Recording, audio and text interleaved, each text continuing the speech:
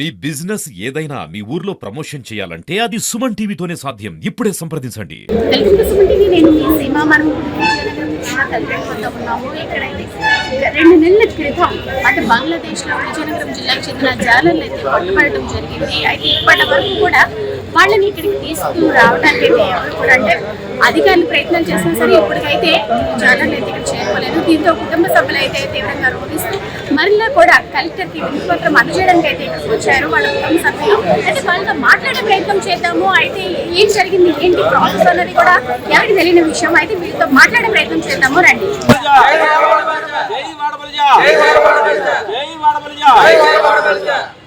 బంగ్లాదేశ్ మత్స్యకారులు విడిపించాలి.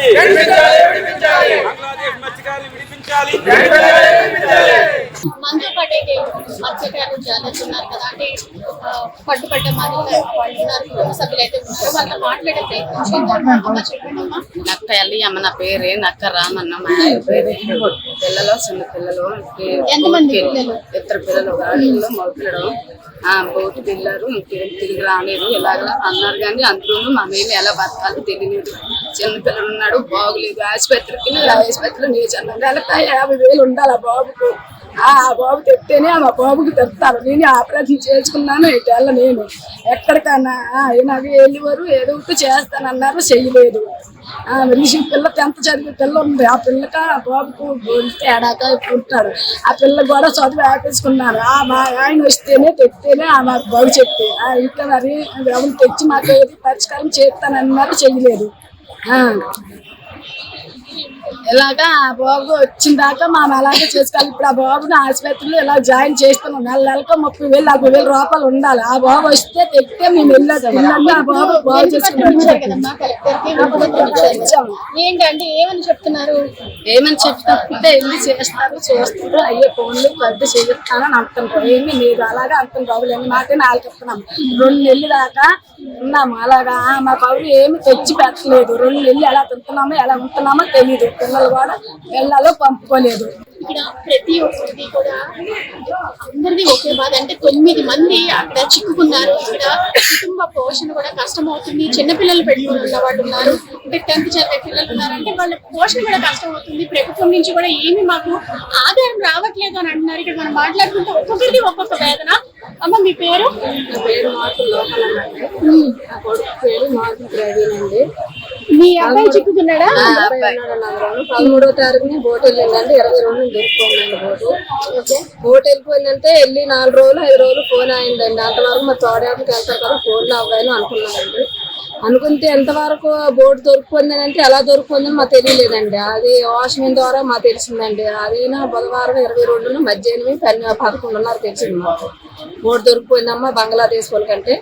ఆ మాట మేము నమ్మక మా పేషెంట్కి మా ఫోన్ చేశానండి. ఏంటంటే అంటారు బోట్లో దొరికిపోయిందంటే దొరికిపోయిందమ్మా బంగ్లాదేశ్ వాళ్ళు దొరికిందని చెప్పారండి. అది చెప్పిన వరకే మా ఇంటి గోల్మని వెళ్ళిపోయిందండి.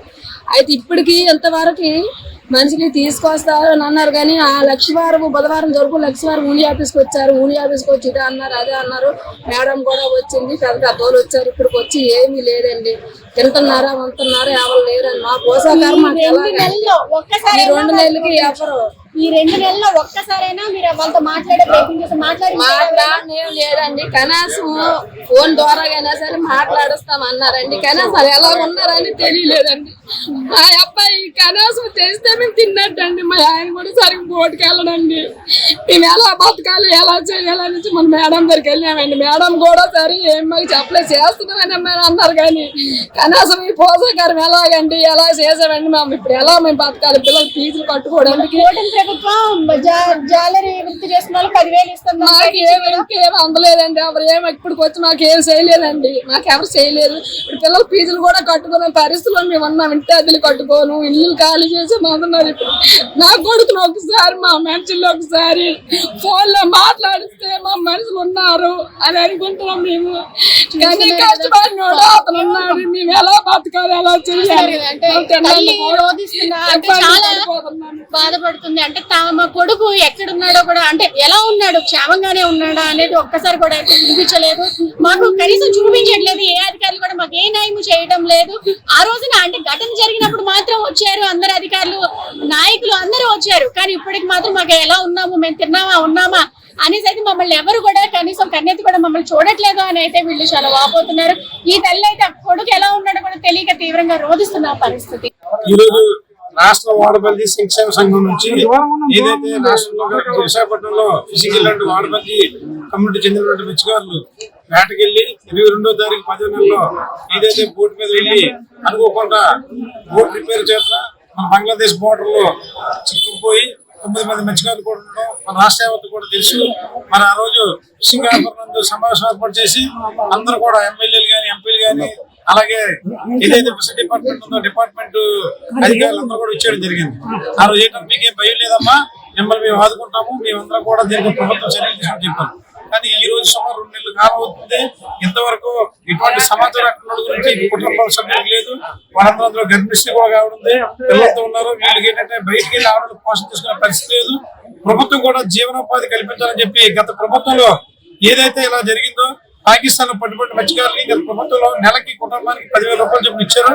మేము ఈ రోజు ఏంటి చెప్పి ఇప్పుడున్న పరిస్థితి ఆర్థిక పరిస్థితి బట్టి కుటుంబానికి 20,000 రూపాయలు నెలకి ఆర్థిక సాయం చేసేలా ఆదుకోండి. రెండోది ఏదైతే మత్స్యకారులు కుటుంబస్తులు అందరూ జైల్లో ఉన్నారో వాళ్ళ చేత కుటుంబీకులతో మహిళలకి మాట్లాడించండి, వాళ్ళ భార్యలతోటి వాళ్ళ ధైర్యం ఉంటుంది మరో ధైర్యం అని చెప్పి ఈ రోజు ఏదైతే వాడపల్లి సంక్షేమ సంఘం నుంచి మేమందరం రాష్ట్ర స్థాయి నుంచి జిల్లాలో సర్పంచులందరూ కూడా ఇచ్చేశారు.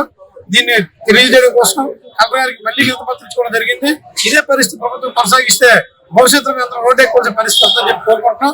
ఎందుకంటే మనుషులు ఉన్నారని చెప్తారు కానీ వాళ్ళు ఉన్నారా లేదా కనీసం వాళ్ళ కుటుంబాలతో మాట్లాడించాలి కానీ ప్రభుత్వం చేపట్టలేదు. అలాగే ఆర్థికంగా కూడా ఇప్పటివరకు ప్రభుత్వాలు ఆదుకోలేదు. కాబట్టి మాకు కూడా మనోధైర్యం తగ్గిపోతుంది. కాబట్టి మేమందరం కూడా ఏదైతే బాధ్యత ఉన్నారో బాధ్యత కుటుంబీకులందరూ కూడా తీసుకురావడం జరిగింది. ఆయన నిర్వహిస్తే ఆయన మళ్ళీ సెక్రటరీ మాట్లాడుతూ ఉన్నారు, తప్పనిసరిగా చర్యలు తీసుకుంటున్నారు. మరి గతంలో కూడా వచ్చి పరిశీలించినప్పుడు ఇదే మాటలు చెప్తున్నారు. కాబట్టి ప్రభుత్వం నుంచి స్పందన లేకపోతే మత్స్యకారులు పెట్టుబడి బతకడానికి వెళ్ళి పెట్టుబడి దొంగతనానికి వెళ్ళలేదు కదా, ఇలాంటి వాళ్ళే ఆదుకోకపోతే వరకు ఎటువంటి కాంట్రాక్ట్స్ లేమో స్టార్టింగ్ రోజు నాడే వాళ్ళు వీడియో మెసేజ్ కానీ ఆడియో మెసేజ్ పెట్టున్నారు. అప్పుడు ప్రభుత్వం కూడా తెలుసు. దాని తర్వాత ప్రభుత్వం వెంటనే చర్యలు తీసుకుంటాము, సెంట్రల్ గవర్నమెంట్ వీటితో మాట్లాడే వాళ్ళతో చెప్పడం జరిగింది. కానీ ఎప్పుడైతే ధైర్యం ఇచ్చారో మనో ధైర్యం వారం 10 రోజులు కాయడం జరిగింది. ఇన్నాళ్ళు అయిపోయింది. ఇప్పుడు ఆర్థిక సాయం కుటుంబంలో ఎవరైనా ఐడెంటిఫై చేసి కంపెనీకి ఇవ్వడం జరిగింది. ఆ కుటుంబాన్ని ఆదుకోవడానికి ఈరోజు చెప్పడం చెప్పంటే మీరు కనీసం ఆర్థికంగా వాడు ఆదుకుంటే మీరు దీన్ని మోటరింగ్ చేస్తారని మాకు నమ్మకం లేదు. కాబట్టి మీరు విచ్చలవిడిగా ఈ రోజు వాళ్ళ ఉండిపోయారు, మా కుటుంబాలు మత్స్యకారులు వదిలేశారు. కాబట్టి మాకు చాలా ఇబ్బంది ఉంది, నమ్మశక్యం కావట్లేదు. కాబట్టి తక్షణం చర్యలు తీసుకున్నాము. ముందు ఫస్ట్ ఆఫ్ ఆల్ ఆర్థికంగా ఆదుకోమని చెప్పారు.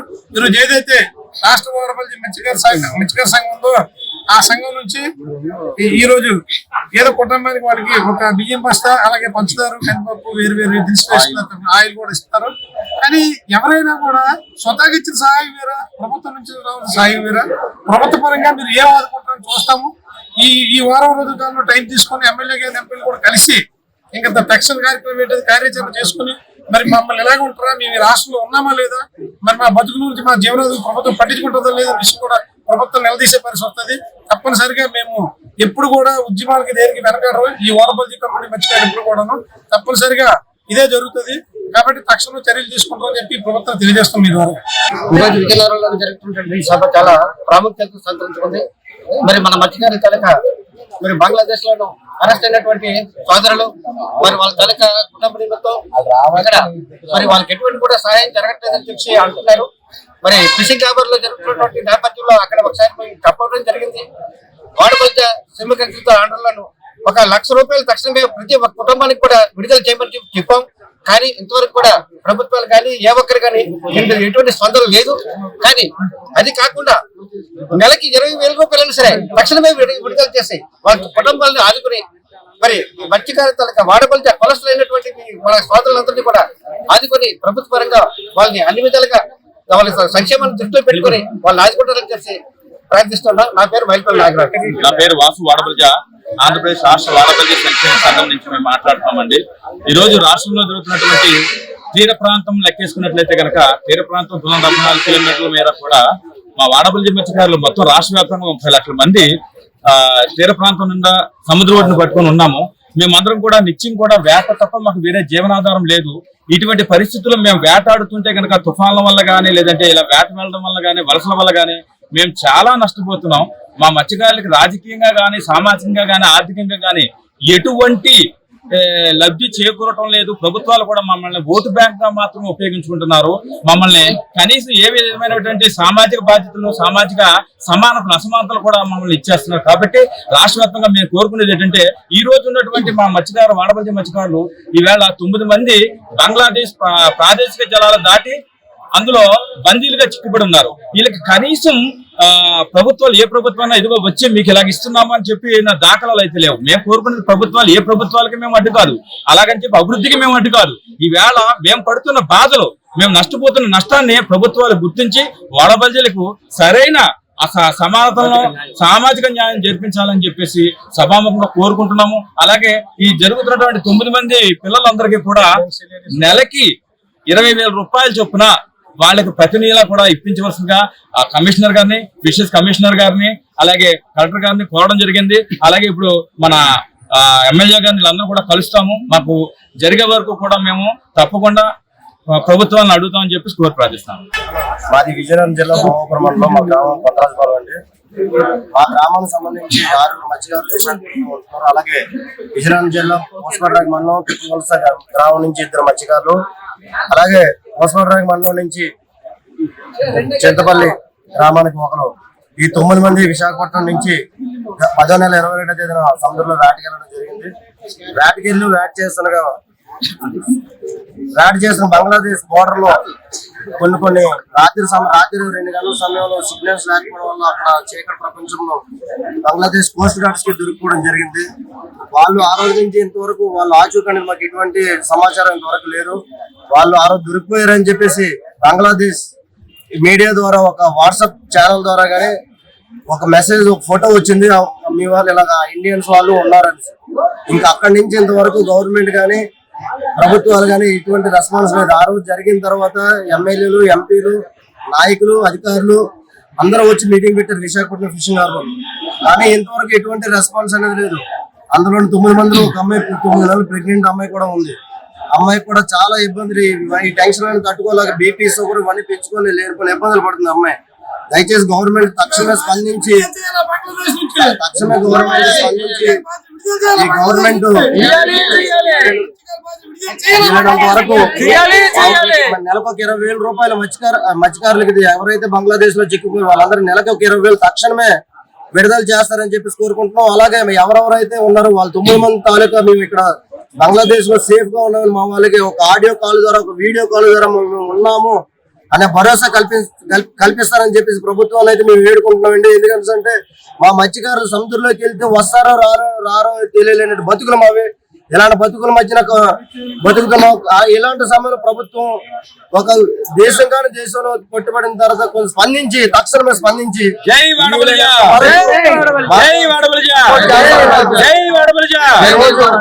ఈ రోజు ఆంధ్ర రాష్ట్ర మత్స్యకారులు అందరూ కూడా ఒక ఐక్యతగా ఏ ప్రభుత్వాలు పట్టించుకోవట్లేదని చెప్పేసి మాలో మేము వాడబలిజ ఆంధ్ర రాష్ట్ర వాడబలిజ సంక్షేమ సంఘం నుంచి మేము అందరం మనసు తీసుకొని మా వాళ్ళ కోసం మేము ఉన్నామని ఒక ధైర్యాన్ని మేము తేవాలని ఆలోచనతో ఇక్కడికి వచ్చి వాళ్ళకు ఒక రైస్ ప్యాకెట్ అలాగే ఆయిల్ మొత్తం నిత్యావసర సరుకులు మేము చేస్తున్నాం కానీ గవర్నమెంట్ నుంచి ఎటువంటి స్పందన రాలేదు. దయచేసి గవర్నమెంట్ మేము కోరుకున్నది ఒకటే, వాడబలిజ కులస్తులు 9 మంది వాడబలిజలకి తక్షణమే 20,000 రూపాయలు క్యాష్ ఇచ్చి, ఎందుకంటే వీళ్ళందరూ విశాఖపట్నంలో ఉంటున్నారు. అక్కడ అద్దెలు కట్టుకోలేక పిల్లలు ఫీజులు కట్టుకోలేక లేని పని ఇబ్బందులు పడుతున్నారు.